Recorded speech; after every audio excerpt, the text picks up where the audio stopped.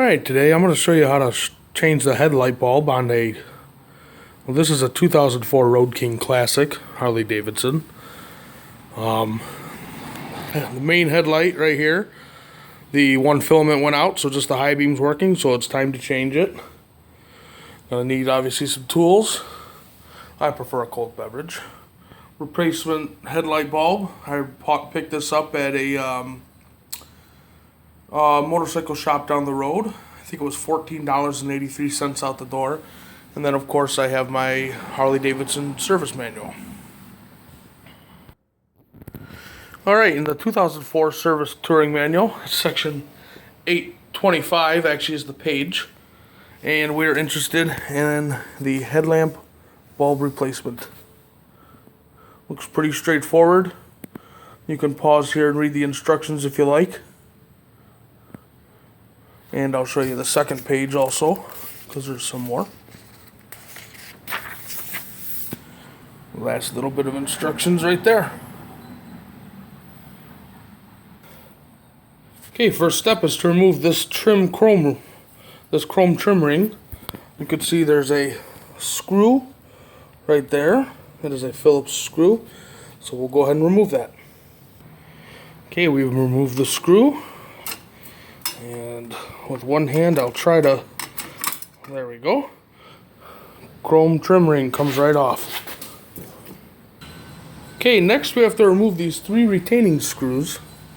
There is, on the top, it's this one, not that one. On the bottom we have one right here. And then the other side, we have this one here. These other two screws, this one and that one, are to adjust your up, down, left, and right headlight where your light points. So we don't want to touch them. We just want to remove 1, 2, 3. So we'll go ahead and do that. Okay, all three screws are removed, and you want to be particularly careful because now the glass is free.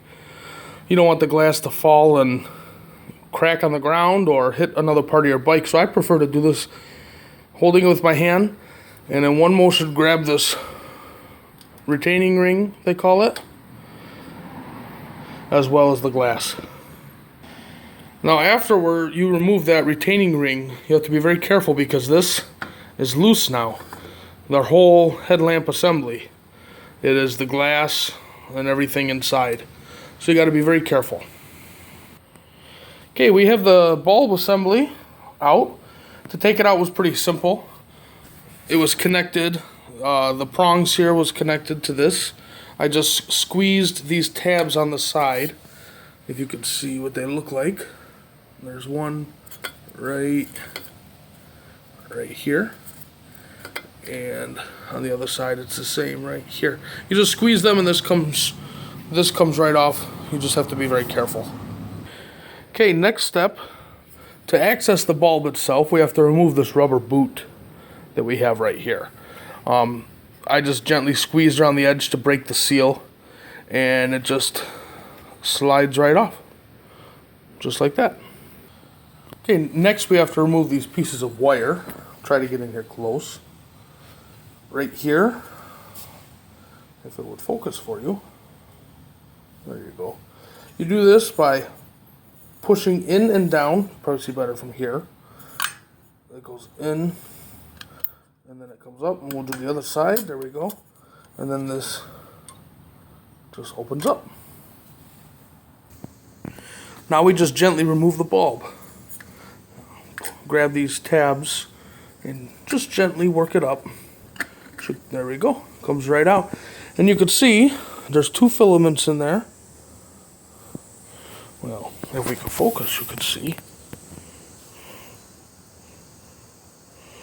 You could see this one here. Looks pretty good. But if I turn it around, you could see this one here. Well, maybe you can't see. You might have to just take my word for it. But that filament there does not look good. There you can see it's kind of messed up in the middle. So this definitely needs to be replaced. Here's our new bulb. You can see it looks just the same. Both filaments I've inspected. The camera won't really focus on them too well inside the glass, but Looks good. So basically you just reverse your process and put it back together. One thing I forgot to mention, you'll notice the 3 tabs around the bulb are not exactly evenly spaced 1/3 apart.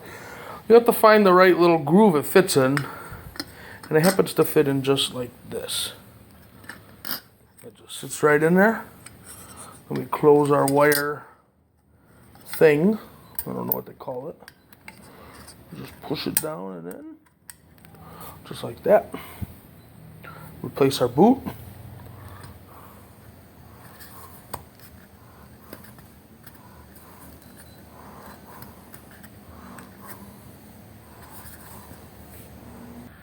Reconnect our electrical connection. When we put our bulb assembly back in, we make sure that this tab here fits into the hole.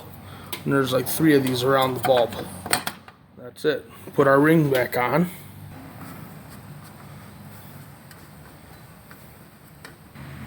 Go ahead and make sure these 3 screws are fairly tight. Not too tight, just not loose. Got the retaining ring on, now the chrome ring back on. Okay, now the best part, we test it. We have our switch set to the low beam. We don't need the fuel pump to come on. There we go, we can verify that that is working. And let's try the high beam setting, and that too is working. There you go, ride safe.